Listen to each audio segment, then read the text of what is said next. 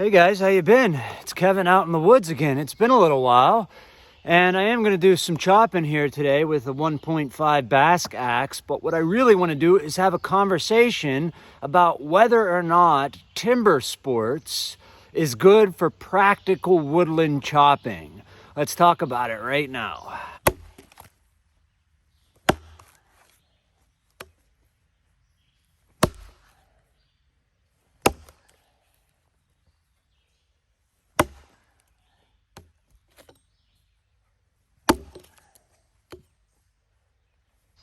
So Skill Cult raised this question over a year ago, but at that point I hadn't really given it much thought. But I have since then, and today I want to weigh the pros and the cons of the timber sports influence or the Basque influence on the cordwood community. And the first point that Stephen brought up is that power and speed, which are the two focal points of the timber sports community. I don't think we have to argue about that. They're not really the focus of daily practical chopping. And that's valid. Let's flesh that out some. All right, so as I say, I do think that's a valid critique and something I worry about when I see guys that don't have that much experience attempting to swing really hard and cut a notch really fast. You're way more likely to get hurt that way, and you're also way more likely to tire out that way, and you're not going to be able to maintain that pace all the way through the log. One of my first days on the job when I was like 14 years old, the boss came out and we were digging holes with a pole digger to put up a pavilion. And when I saw the boss, I was just really going at it to try to impress him. And he stopped and said, "Take it easy, kid. You're going to wear yourself out. You got 8 more hours of this." And I took that to heart, meaning that speed and power isn't everything. It isn't everything, but it is something. Let's talk about the other side of that. So as I say, power and speed isn't everything, but it's not nothing, right? At the beginning, I don't think power or speed are something you want to even try to work into your game. As I'm always harping on, accuracy is king. But as you gain some experience, you are going to want to increase your power some. And just by increasing your power, you're going to bite deeper, pop those chips quicker, and your speed will increase. Let's talk about how they increase their power, though. And it's often not swinging 100%, but by changing your technique. All right, let's talk technique. So as far as I'm concerned, there are 2 basic types of technique you'll see in the axe arena. One is the long arms approach, which the timber sports and to some extent the Basque choppers use. And then the other is a more natural, intuitive style, and that's the short arm approach. That's how most of us swing. Now, of course, the longer the arc, the more powerful your blow is going to be. And that technique, the long arm approach, is going to increase your power. But at least early on, in my experience and many others, it's going to decrease your accuracy. Now, of course, you can be super accurate with it. Otherwise, the timber sports guys wouldn't be using it. But if you pay close attention, there's not one style under this long arm approach in the timber sports arena. There's many, many different styles. But that's all I want to say is that there are 2 major types of techniques with sub-techniques under those, long arm and short arm. Long arm is not natural. It's not intuitive. It's not the style that most people are going to swing with when they first pick up an axe. And to that point, then, I think it's less accurate early on and therefore more dangerous. So again, these are not beginner techniques.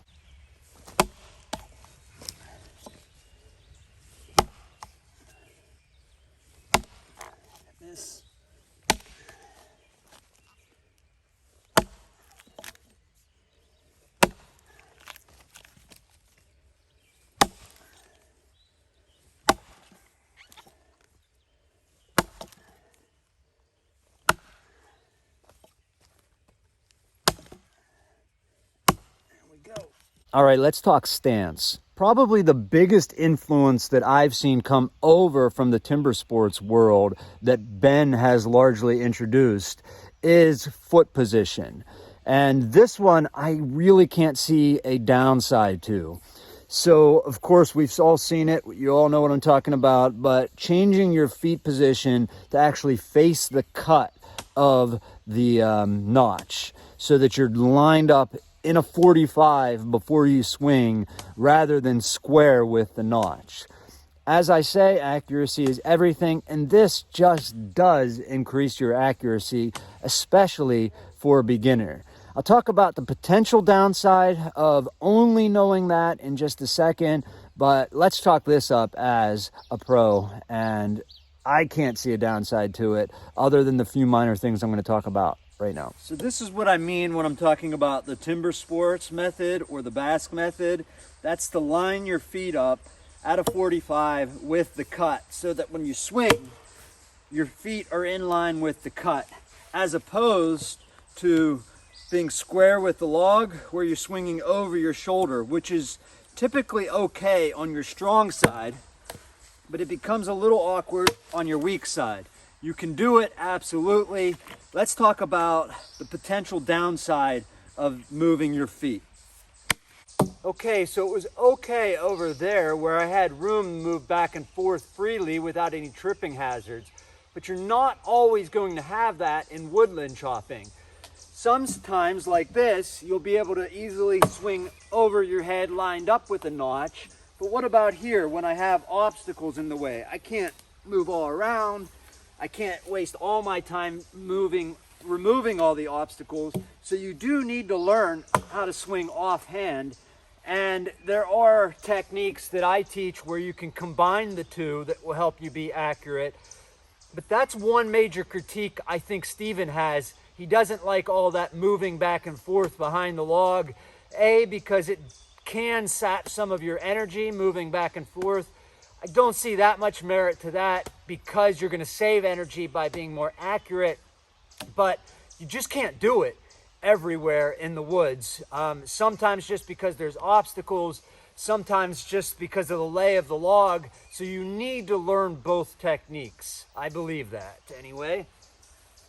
So besides power and technique, what other influences do I see coming over from the timber sports arena into the cordwood arena? Well, one thing I've noticed is an emphasis on bucking.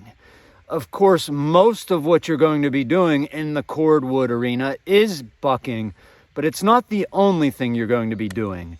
Of course, you have to fell, limb, and split a tree, and those are things you just don't do in the timber sports arena. You could argue to some extent you practice felling with the standing block, but I actually see that as a problem because I don't really see that as a real comparison to felling.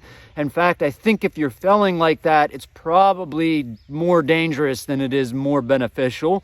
Love to hear what you guys say about that, and I'll talk about that here in just a second. But that's something I see an emphasis on, bucking. And I don't think Steven intended for this to become a bucking contest. So I do think it's important that you are felling and limbing the tree and splitting if at all possible, because those are skills in and of themselves. Take a look at this. So as I said, this is one of the first trees I fell, and just by the nature of that swing, you're going to hit lower on that side than you are on this side unless you're cutting a really high stump. And because of that, if you notice here, I don't have any kickback plate on this side all the way over to the center because I'm swinging from the other side there the same way.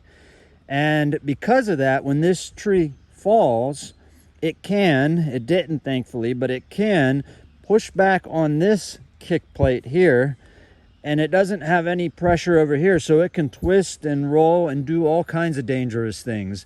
And that's because of the nature of this upcut here. That's why I like to see a flat cut on the face. So that's one aspect of the standing block that I don't think you want to incorporate into felling. You can absolutely do it safely, and sometimes on dead trees it's the most efficient way to fell, but you're going to want to cut a high stump to keep this as even as possible. All right, let's talk about another influence I see coming over from timber sports that I don't think is a good idea, and that's standing on the log to buck. Now, let me be clear, this is a perfectly safe and legitimate technique, but without safety gear like chainmail, I do think it's unsafe. And there are other ways to get this log on the ground so that you can buck, but if the log is big enough, it's really the only efficient way to get it in two.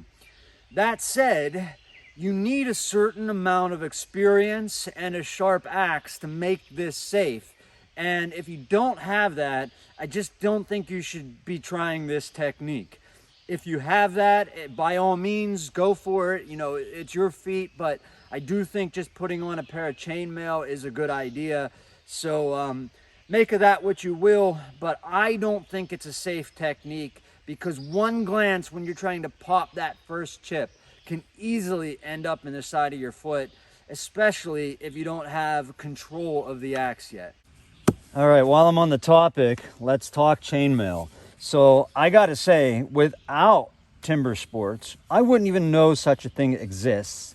And this is one of the influences that I gotta say, sadly, I don't see really coming over from the Basque and timber sports arena. And I wish I would see more guys spend more money on safety than axes, but it's just not the case. I realize it's not a fun purchase and they're not cheap, but if you want to get up on the log and attempt bucking the underhand, I just wouldn't do it without one of these. Now that I have these, I gotta say, it seems stupid that I ever chopped without them. All right, so the last controversial point I want to talk about is head weight. So the other thing I see that I think is an influence from timber sports is guys choosing heavier heads, really heavy heads, to do this challenge. And I think that's a mistake. I think it's a mistake to both go after big trees and use heavy heads. Now, that said, let me be clear. At a certain size, the tree requires a heavy head. So it's not that you should be using little axes on larger trees. I just don't think it makes sense to go after larger trees in this challenge. That said, if you want to, by all means, go for it. And it doesn't mean that heavy heads don't have their place. I just think something over 3.5 pounds, you're going to start to get a diminishing return in the kind of wood that I think makes sense to be cutting for a challenge like this. But again, I'm not telling you what to do. You do you. I just think this might be slipping over from the timber sports arena where they're using like 6-pound heads, which in my opinion is just way too heavy for practical work for any duration. I mean, bucking maybe, but to try to fell or limb, or I mean, maybe split, but felling and limbing, it just doesn't make sense. Let me know what you guys think in the doobly-doo below. Now, let me be clear. It might sound like I'm suggesting that timber sports has had a negative influence on the cordwood community. I don't think that at all. I don't think it's that different what the timber sports guys are doing. And they are, in my opinion, the best axemen in the world. So we should definitely listen to them. I just think the technique that they use isn't natural, is difficult to learn, and is probably going to throw most people off. And the improvement that you're going to get from it in a real world setting is going to be more than negligible, but not much more if you learn how to hit the same spot twice. That said, if the only thing that came over was lining up your feet with the cut and lining up the axe over your nose, that would improve and has improved my accuracy 100-fold. It's a positive influence as far as I'm concerned. But I am interested to see what you guys think about the points that I've raised in the doobly-doo below. So please be nice and hash it out down there. I am not suggesting that Basque or the timber sports guys have influenced us in a negative way. In fact, I've taken a piece or two from the Basque racers in my own swing and have kind of made it my own. But by all means, check them out. I watch a lot of different guys, and I think you'll find they all have very different swings. They don't all swing the same. So please, especially Ben, I'm interested to know what you think, because of course you're the only guy in our community that is really qualified to answer this. And I'm also interested in what Vintage Axe Hoarder has to say, because he has come a long way really quickly with his axemanship and is all in on the timber sports stuff now and is damn good as far as I'm concerned. So please, guys, let me know. Doobly-doo below.